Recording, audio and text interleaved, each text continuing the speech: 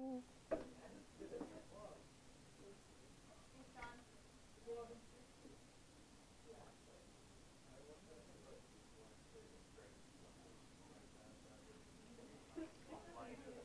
right. Aw.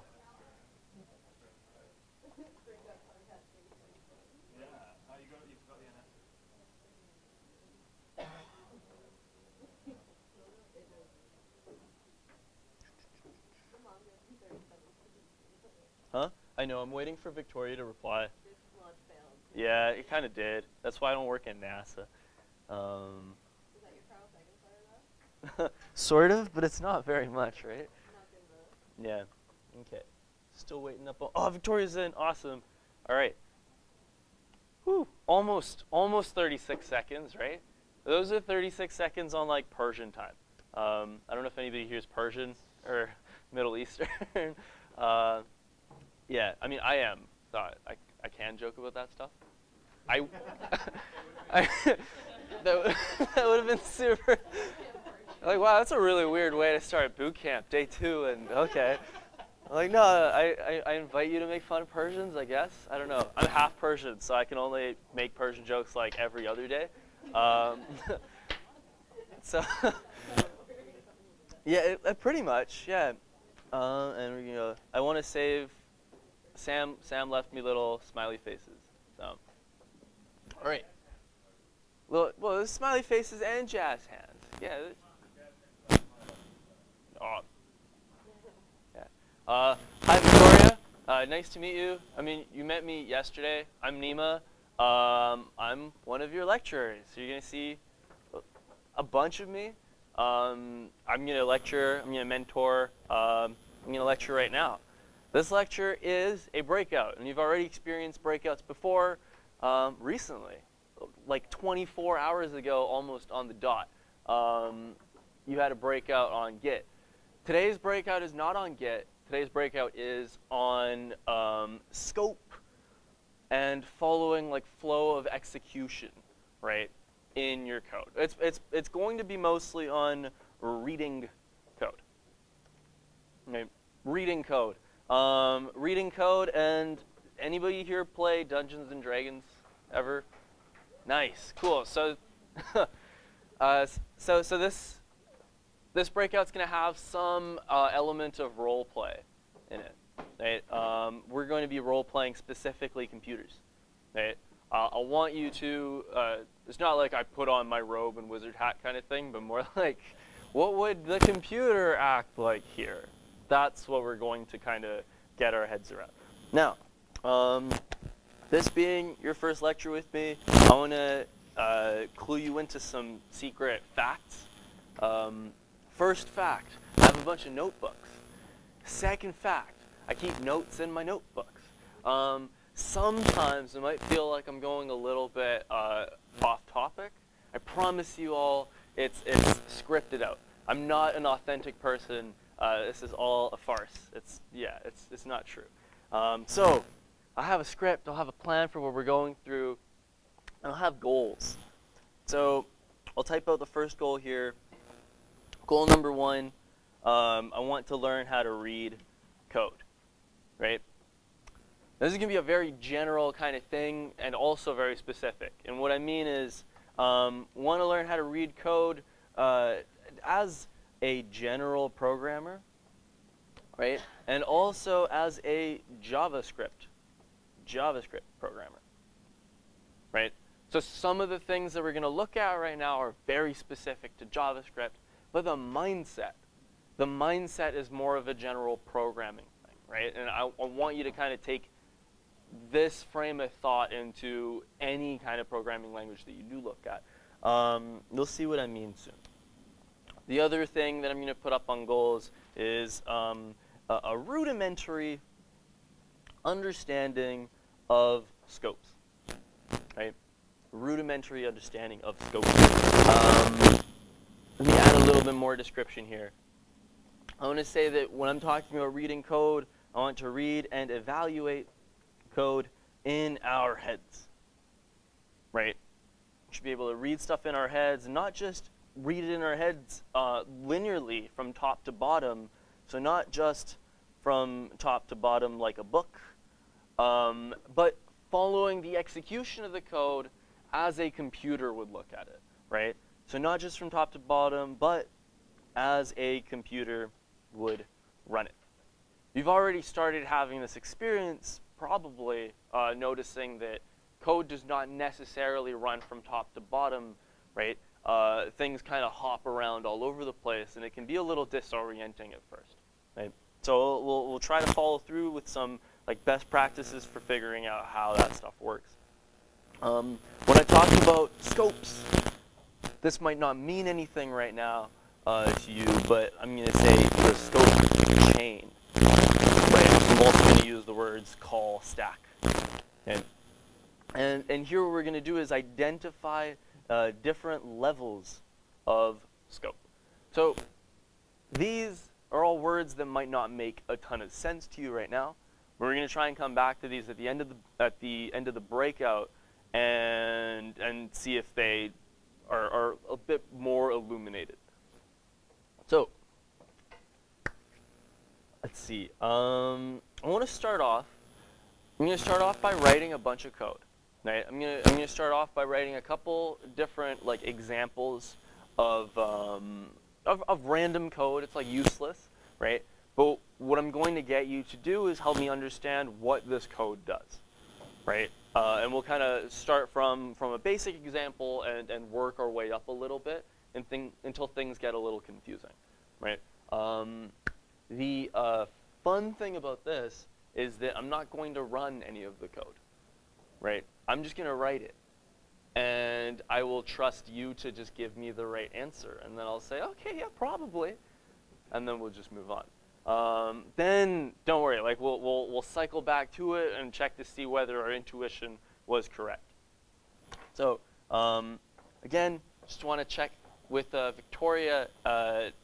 Feel free, please, to give input on the questions that I ask. So when I start writing out some code and asking you like what it might evaluate to or what it does, please communicate with me in Slack, and I will, be listening to you right here. Victoria. Whew. Screen is very out of focus though. Whoop whoop, fixed it. Okay, my mic is making rough noises. Please let me know if this is a little bit better. Get a new mic. Every lecture has brutal feedback and crackling. That's upsetting. All right. I will try not to breathe into the mic. I'll just hold my breath for the next little while. So I shouldn't have laughed. Okay, so I'm going to start by writing a little bit of code. We're going to go save and call this example 1.js. Let's start with a tough one. Oh, what if I ran just this? Just example 1.js. If I just ran this as it was, what do I get? Like I go into my terminal and I go node example 1.js. Just a blank output. Nothing happens. Cool. Okay, so nothing. I'll call this example 1. Let me do another one here. 2. Let me turn off my 2. Okay, so say I have something like this, and I go, okay, console log, hey there. Okay, and say I was to run this entire bit of code. Yeah, hey there. Okay, all right. So this is what I mean by starting from the very, very like ground level and work our way up. Okay, number 3. Oh, we're gonna go console log. Hey there, and oh, okay. Here's a little bit. Console log goodbye, written right afterwards. Hey there and goodbye. Yeah, I'm not gonna make you call and respond to these ones, or maybe I shouldn't. But if I start, yeah, on 2 separate lines, actually that's a good point. This is, our intuition is, hey there, new line, and then goodbye. Right? If I was to create a function,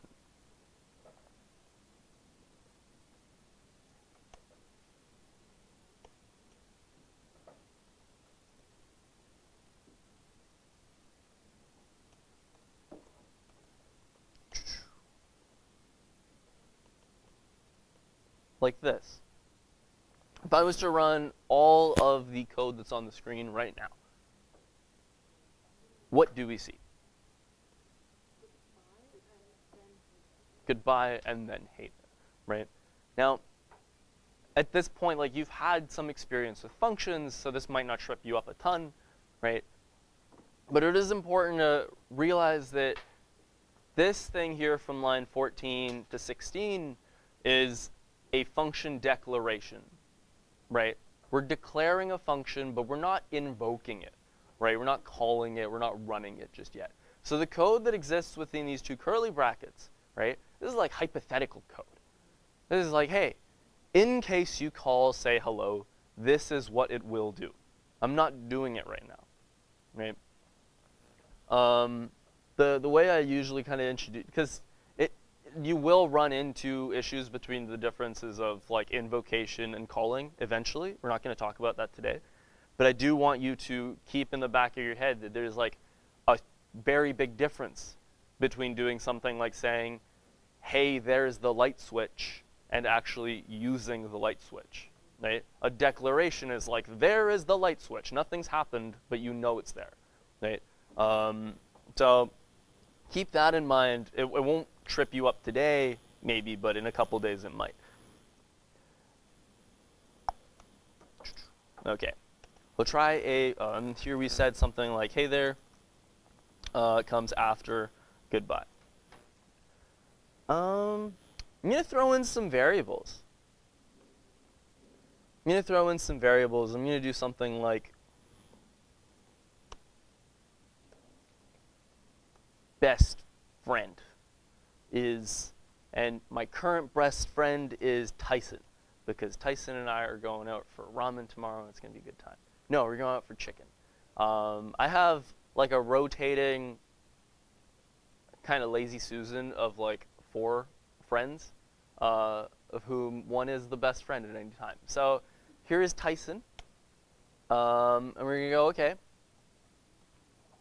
I mean, if I was to go this would be Tyson. If I was to throw this into a function, like say name of friend,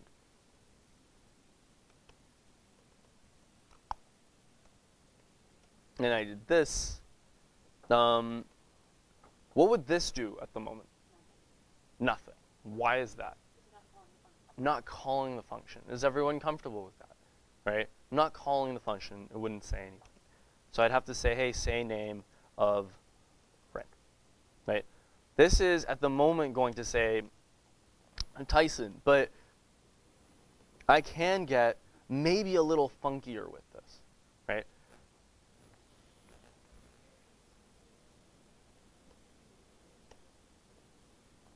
What if I did...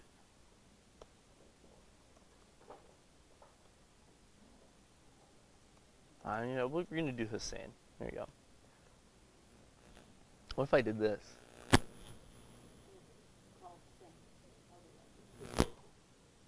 Okay. All right, so we're thinking Hussein. Why is that?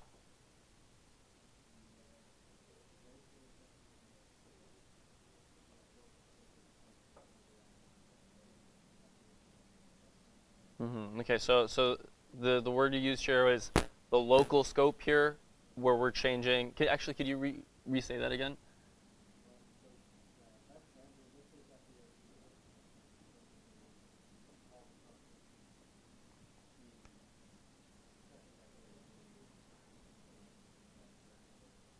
Okay, so the second declaration here, where I go best friend is Hussein, overrides it, and I get Hussein being printed out when I invoke it.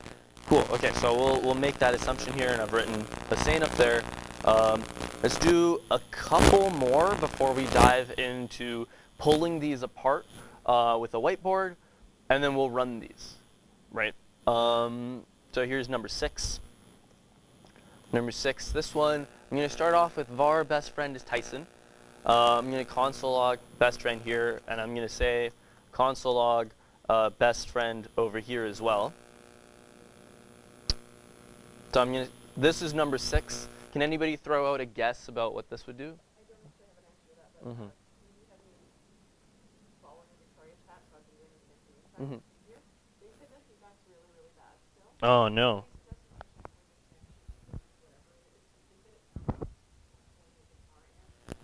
Wow, that's really bad. Eh? Yeah. Okay. Um, let's see. In like 10 seconds, we'll find out if this is better, because I could just hold it far away from myself.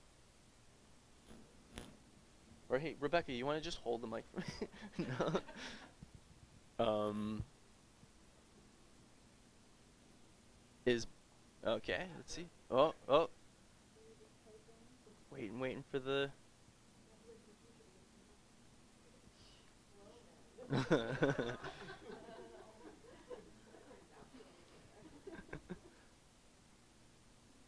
this is this is this is like a really long yes or no. Yeah.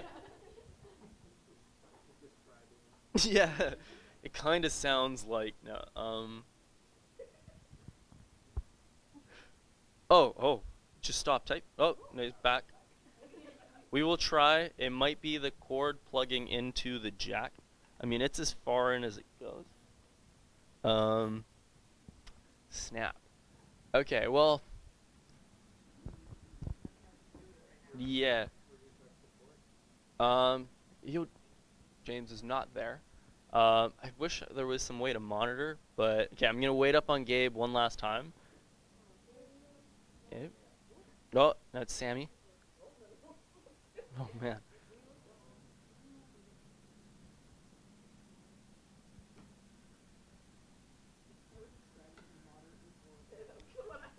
The Victoria Council agrees it's probably the cord being tugged on. Yeah, I'm not holding the cord anymore. I cannot touch the cord though. Like that's a thing I can do. I'll put it right there. So okay. Please let me know if it gets much worse. Um, thank you, Victoria Council. No feedback since I've held it.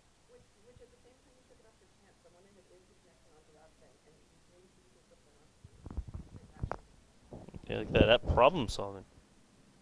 All right, I now know that I'm a living Faraday cage or whatever, and I just won't do that anymore. We're waiting up on Victoria. We're figuring out Mike. Um,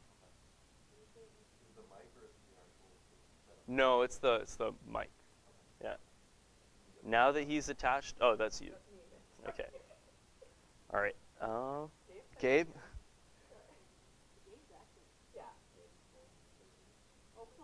Oh, oh, Gabe.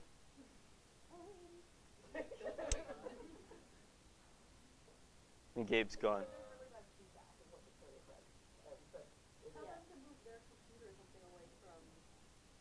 Yeah, maybe it's them, eh? Yeah.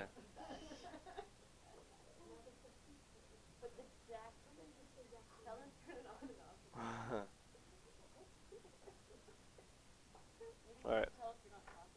Yeah, that's a good point. I'm just going to keep talking, and please interrupt me if it does get bad. So at this point here, what I've done is with this other example, I've console logged on line 51, and I'm invoking the function on line 52, right? Can anybody hazard a guess over here? Is yes. It's going to say Tyson, Hussein. Tyson and then Hussein. Awesome. Okay, and very, very last one here. This is, let's see, I'm going to do this.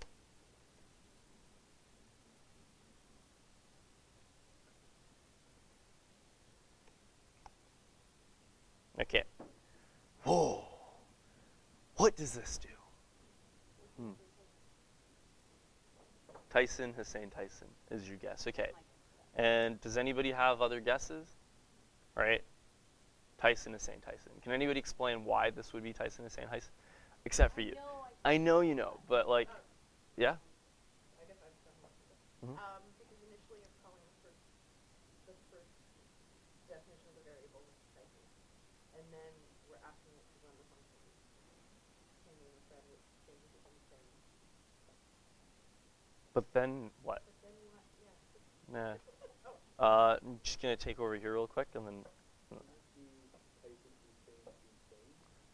So that's.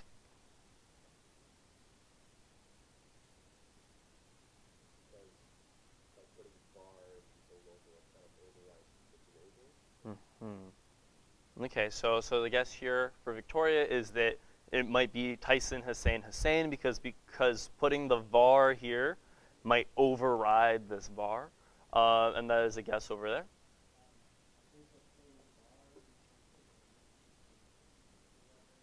Mm-hmm.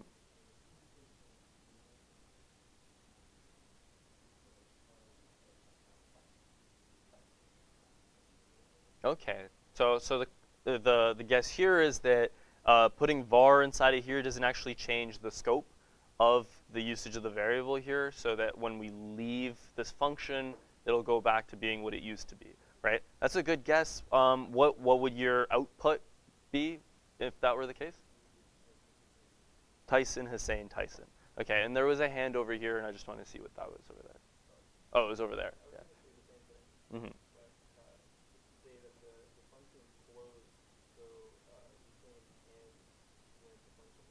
Mm-hmm.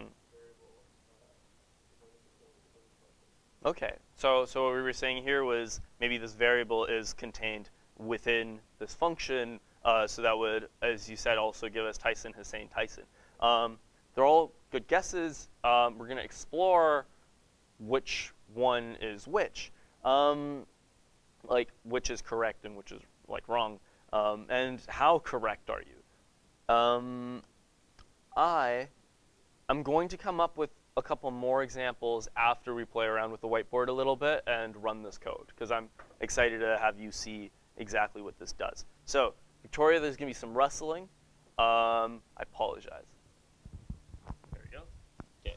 Can somebody help me? Oh my God. Oh. Wow, that was. Oh. Oh.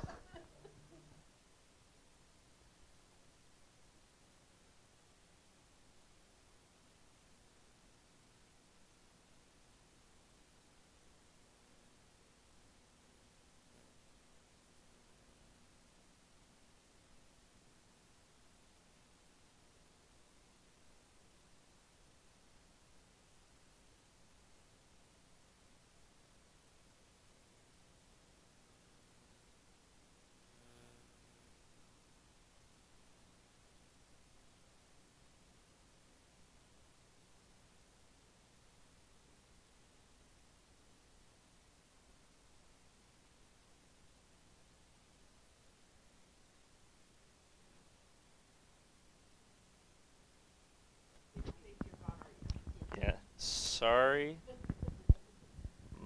My bad. Okay, we're gonna hit up the whiteboard now and explore some of the things that we drew on there. Now, for Victoria, really all I'm doing is looking at the same code that we saw before, and I will talk through it. It's just I put up the whiteboard so I can illustrate some things. The first one that we saw was just console logging a word like hey there. So there wasn't very much surprising about that. If I was to look at what's going on with this program, I've got a single line, and Victoria, please let me know if this is not as visible and I can make this a bit thicker. But there was a single line that just called console.log hey there. If I tried to read this as a computer, there aren't very many options for me to start from, right? I'll probably start with the very first line, which says print out something that says hey there. Fairly boring, so we can move on. The second one was pretty much the same thing, except running console log twice. Right? Where things started getting interesting, I guess was number 4. So I'm going to scroll into number 4 and explain it for Victoria. This was the one where we had a function. I'm just going to go F, called say hello, right? We had a function called say hello that had something inside of it, right? Namely a console log, right? Function called say hello with a console log. And then what we did outside of this thing was call console log and then also call the say hello function, right? The thing about this is if I was to read this as a computer, right? I could start from here and say, okay, there exists a function. There exists a function, but I'm not running it right now, right? So I'm in the execution of things, I'm going to skip this entire inner portion, right? I'm going to move on to down here where the console log exists, right? So my intuition here might be correct then in thinking that I'll first get this console log running, then hopping into the say hello that gets me this console log to go, right? So our guess here was this one was like goodbye, and this one here was hello. So we've inferred that we're going to see goodbye and then hello coming right afterwards, right? We will hop into the program to actually run it and see if that's what happens. But I don't see anything wrong with this, you know, off my head. Now, where things get funky is where we introduce variables. So variables are kind of like little bits of the world, little bits of memory that get saved somewhere, right? Little things that, little notes that get written down somewhere that we can refer to again. So if I make a variable called best friend, right? I've got best friend, which is a particular thing like Tyson, right? I now have a place where Tyson has to live, right? If you are reading a book and you come across the name of a character, you have to remember that character's name, right? Same goes for a program, right, or a computer. If it's scrolling through a bunch of text, right, and it finds something that's noteworthy, that's going to be used later, right, it needs a physical place to store that. Now, you store things in your brain, right? JavaScript is going to store things on something called a stack, right? It's going to store them in a thing called a stack, which I'm going to visualize as a big old rectangle with the top cut off. Okay. Now I'll call this a stack because things are going to get stacked on top of each other. Right? This is like JavaScript's memory brain. Right? So when JavaScript sees a variable declaration like this, it'll say, okay, best friend is Tyson. Well, I don't want to forget that, so I'm going to go over here on the stack and say, okay, my best friend is Tyson. And if, for the rest of the program, as long as the program is running, JavaScript runs into another line that refers to BF, right? It can go to the stack and, looking from the top down, find the very first BF that it can find from the top down, right? So JavaScript will look and say, okay, whoop, BF equals T, right? So the best friend is Tyson. Okay, so over here, if I have something like what I've written above there, best friend is Tyson, and then I have a function called say name of best friend, right? Where in here I was saying the BF, right? I'm just going to say BF for that console log. When I call this function, this say name of best friend, when I call this function and we hop into here, JavaScript is, again, able to look at its own memory and see what it finds, right? Okay, so our guess for this was, again, that we would see Tyson, and I'll say that I don't see anything wrong with that. Now, we can add as many things as we want to this stack, right? We can just keep adding stuff on top. Say I was to make another variable like age, and I'm going to say that today Tyson is 307, right? That's an old friend of mine. We go way back. So now JavaScript has added something else into here. I go age equals 307. And that's something that I want you to do as you're not just writing code but also reading it, is keeping in mind that the stuff that builds up the program needs to be saved into a physical place, right? And sometimes that can cause some problems. So let me just scroll down a little bit. Somewhere where we start seeing problems, and let me just put this up for Victoria for a second. We're about to look at the number 5, where we say var best friend is Tyson, and then inside of function say name of friend, we reassign the value of best friend, right? With something like this,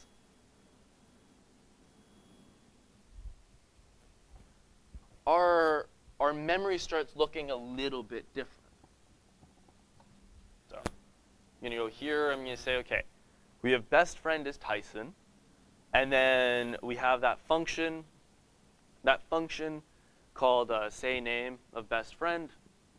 And the thing was, in here, we wrote something like best friend is actually Hussein. Tyson is no longer my best friend, right? Like sneaky Hussein sneaking into this function and changing the value of something up there, right? And then we were inside of here, console logging whatever BF is. And when we called say name, we kind of unanimously kind of said that we're going to end up seeing Hussein. If we were to look at what might happen with the memory management here, starting from the top, we see BF equals T, or I wrote something like var best friend equals Tyson, right? Var best friend equals Tyson. I'm declaring that there's a new variable. And the value of that variable, which is called best friend, is Tyson. JavaScript takes that piece of knowledge, goes over to its memory, or its stack, and it says, yeah, var means that there's a whole new entry in here, right? This one is called BF, and its value is Tyson. When I invoke the say name function, and it hops into here, what I have written is BF equals H. Notice that there wasn't anything before it. It's not var BF equals H. It's just BF equals H. What ends up happening with this is that JavaScript is going to look at the memory. It's going to say, I'm going to go find BF, and let us change the value of BF, right? Var means create a new variable. If I don't have var, it's going to go find that variable and change it. So JavaScript looks in here, says, yeah, there is a BF. I'm just not going to make it equal to Tyson anymore. I'm going to make it Hussein. Then I console log BF, which happens to be H, or Hussein. And then I hop out of the function. When I've hopped out of the function, this thing is still there.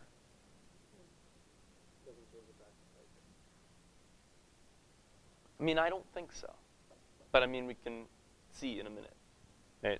The difference is, if I do something like var BF, we're going to see, right? And I want you to take my word for it for about 3 minutes, and then we're going to hop into actually experimenting with this.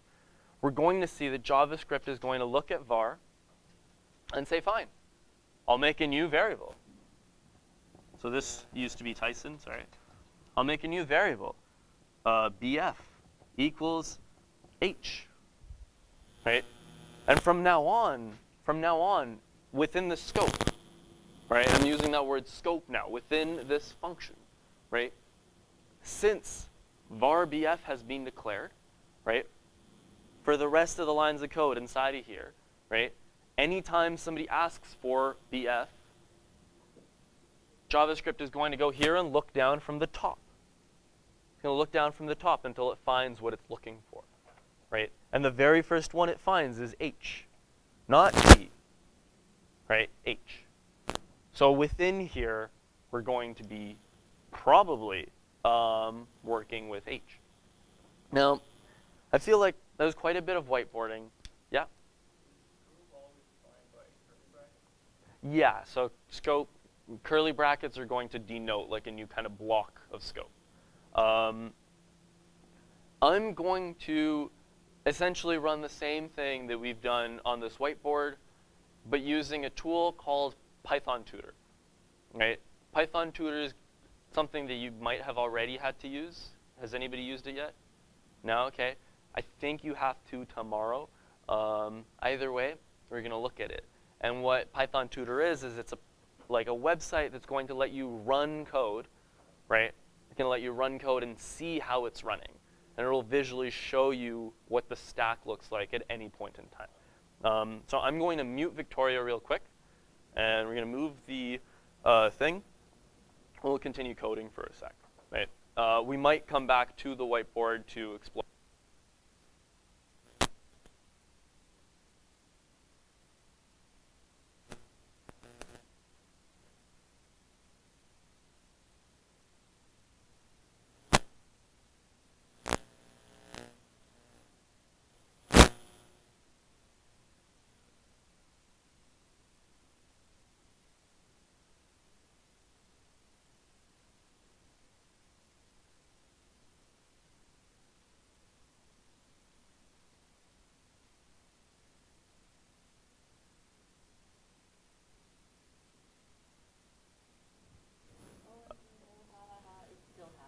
What?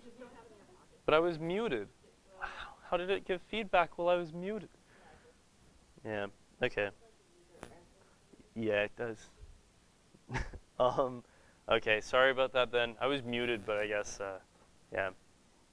So what I'm going to do is go to a website called pythontutor.com. You can Google Python Tutor, and then you can click on the link, and it'll take you to the place. So here is, what a beautiful website, right? So nice, so pretty. So look at that parallax scrolling. It's just white on white is the thing. So Python Tutor has a thing called JavaScript Tutor. So I'm just going to click on JavaScript Tutor. And what we end up seeing here is a little window where I can write some code. I can write something like, oh, console log, hello. And then I can click visualize execution. And it's going to take a second. And then when it's ready, it shows me my code on the left, and a little arrow showing me the next line that's going to be executed, right? And I can like step forward. Wham, I stepped forward, and on the right it shows me the output, which was hello. So no huge surprise there. I can start doing interesting things, like say I was to Victoria can't, of course, because I didn't change the thing. I promise I usually have my life together. For Victoria, just real quick, this is JavaScript Tutor. I will be giving you a link to it in the notes. If you were to write something like console log hello or jello, or do something like a for loop,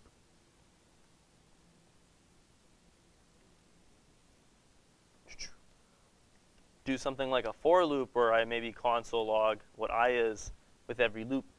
When I visualize execution down here,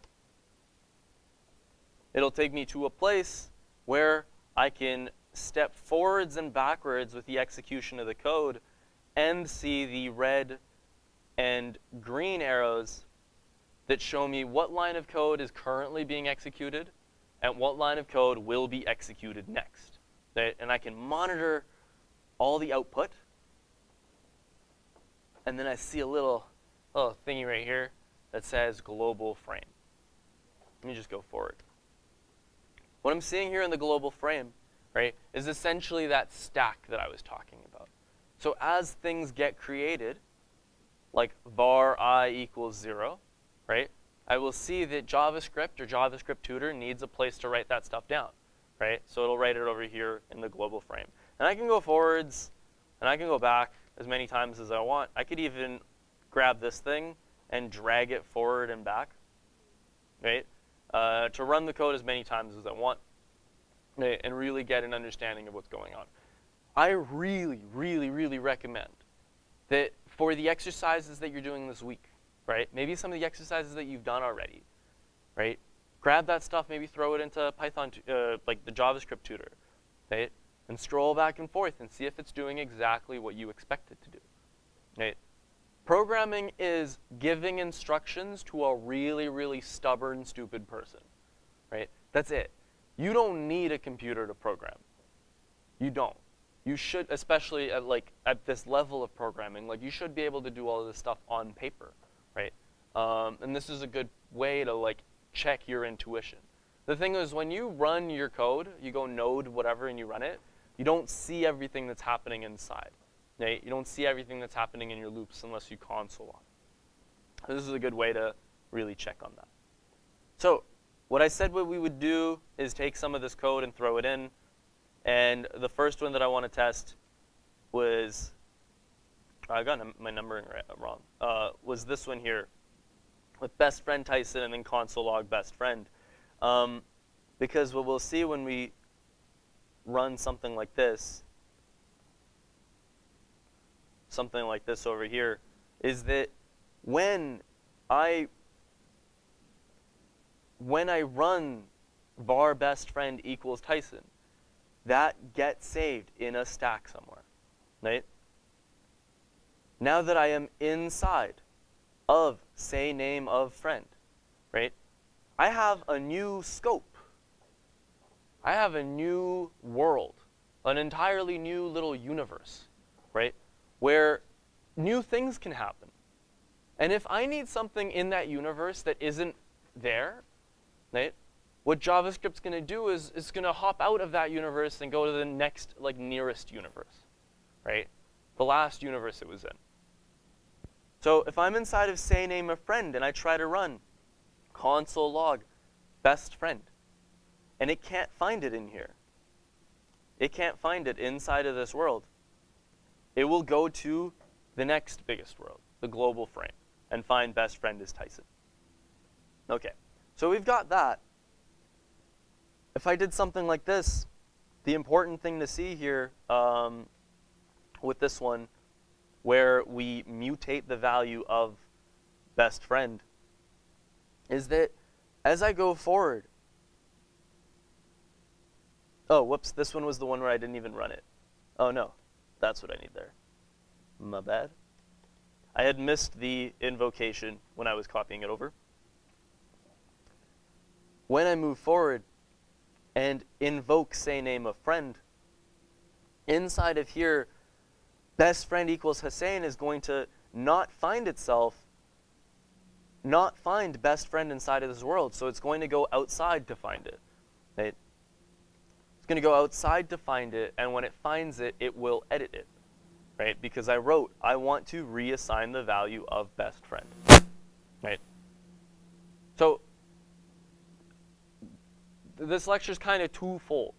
One of them is following the flow of execution, but the other is take a look at the code that you're writing and be sure that you're saying or you're writing exactly what you mean, right?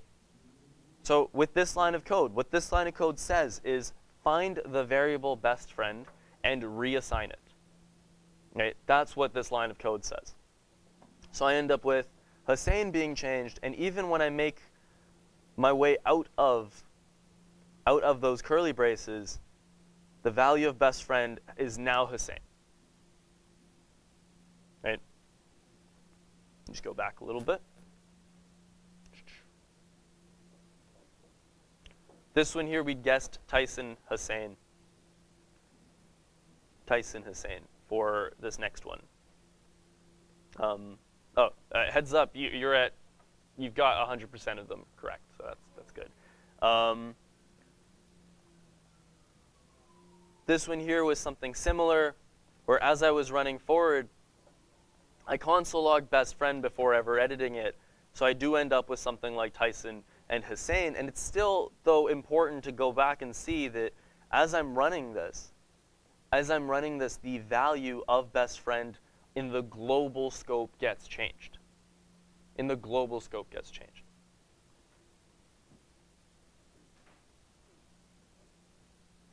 This last one was the extremely funky one. So we're going to take a second to look at this again before I run it. Or what I'm saying here is there's a variable called best friend. I console log that variable. Then I say name of friend, which hops me into this. And what does this line of code say? It declares a new variable called best friend, and it sets the value of that variable to Hussein. It's important to see that that means something different than this, right? Then I console log best friend, and then I hop out and I console log best friend again. So we'll visualize the execution. Let me step forward. Var best friend equals Tyson. Cool. I've got a variable called best friend. And then I go into say name of friend after console logging. And what I end up seeing is that a new variable called best friend is created not within the global scope, but within that new function scope. Right? Within that new function scope.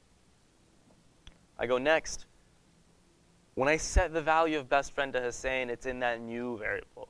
So when I console log, that new variable is the one that's console logged. And when I step out of the function, that entire world is destroyed. That entire scope no longer exists. That world is shut off. Right? Poof. But that doesn't delete the global scope. And all those things that we put in there are safe. Right? They are safe. So I go forward, and now I've got Tyson, Hussein, and Tyson. Now, do you see why it's not Tyson, Hussein, and Hussein? Nate? Yes. If you can have a variable within the scope and global variable. Ooh. So if line 1 didn't exist, for example? No. No, I think no var on the Yeah, in the function. Within the var, you would change the global variable and Tyson. Yep. Yeah. So let me go ahead and change that. If I did not have this var, and I visualize the execution, what I end up seeing now is best friend is Tyson, check. Console log best friend, I get Tyson. Say name of friend is going to pop me into a new world. Best friend equals Hussein. Well, do I see another instance of best friend here? No. So when I say best friend equals Hussein, it'll change the global scope. Right? It'll change the global scope. And I can go forward and I get Hussein. And I go forward. And when I console log best friend, now Hussein is still there. Right? I'm showing you the entire memory of JavaScript at this moment. Right? Or like as far as we care. Like this is everything that JavaScript remembers. It does not remember that Tyson ever existed. Right? Because we deleted that. Right? We covered that up. I go forward now, and I end up getting Tyson, Hussein, and Hussein.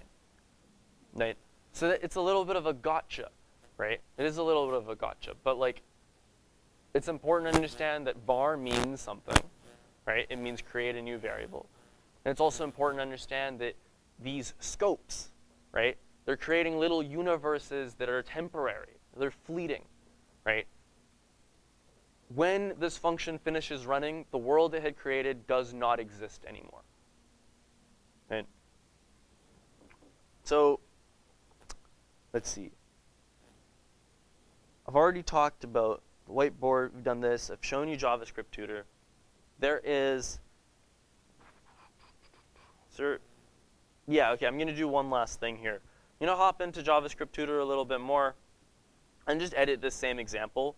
So where this used to be var best friend equals Hussein, I'm going to say age equals, Tyson was 307. I just hang around the senior home a lot. Or I guess, yeah. So Tyson, best friend, say name of friend has age 307 in here. And maybe when I console log both best friend and age. Right? I'm just going to get rid of both of these. So I only have this code right here. All I want you to see from this is if I go visualize execution and I was to run it, in the global frame, I get Tyson. In the local, little local scope here, right, this smaller frame, I get age, which is 307. And when I exit out of that scope, age disappears, but best friend remains. Right? Now, the examples that I've tried to show you, I've tried to cut down just to these funky bits, right? But something that I really encourage you to do is, again, take the code that you've written, throw it into something like Python Tutor, right? Throw it into something like that. Try writing some loops, What happens when you make a for loop, right? Like what's exactly going on? That's the kind of stuff that I want you to see, right? Also, this is the first time that I've kind of done it as writing code, not running it, hypothesizing, whiteboard, and then running it on here. Did you find that that helped you a little bit? Right? Cool. So in that case, then maybe try to take that, right, and do it yourself, right? KV really does the iterative process of things, right? And that's something that I swear by. It's important to make these little changes, have a hypothesis, right, and then run it to see if it did what you thought it would do, right? This is essentially an extension of that, except we really dove into the hypothesis. Okay. I mean, honestly, I feel comfortable kind of leaving it at that, other than looking at the notes real quick again. I had said that we wanted to read some code. We read some code. I want you to know that some of the things were really specific to JavaScript in the sense of like how var works, right? Var might work differently in another language, maybe, right? But other things were more general, which is the idea of code not running in that top-down sense necessarily, but kind of jumping over to where things are being invoked, right? And that's something that like you'll carry with you to whatever programming language you end up spending most of your time with. Do we feel like we have a rudimentary kind of understanding of scopes, right? Something that you might want to try out is expand on the examples that I've made so far, right? Take the things like this, or let me just scroll down to a bigger one, like this one right here.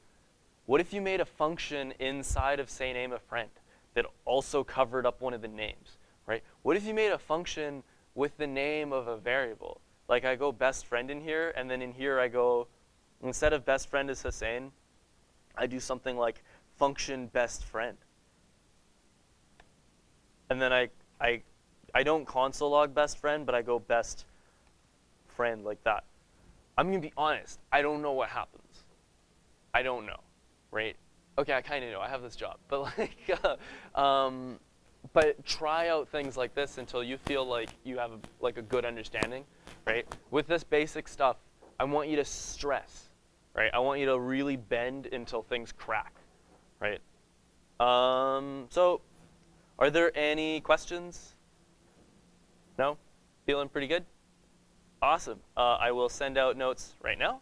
And yeah, I'll see you tomorrow. Cool. I mean, I'm not lecturing for you tomorrow, but I'm in the space. So yeah. If you do have any questions, feel free to message me, and I'll try to get back to you as soon as I can. Thank you, Victoria, for putting up with the sound, by the way. I'm really sorry about that. Thank you. Oh, thanks.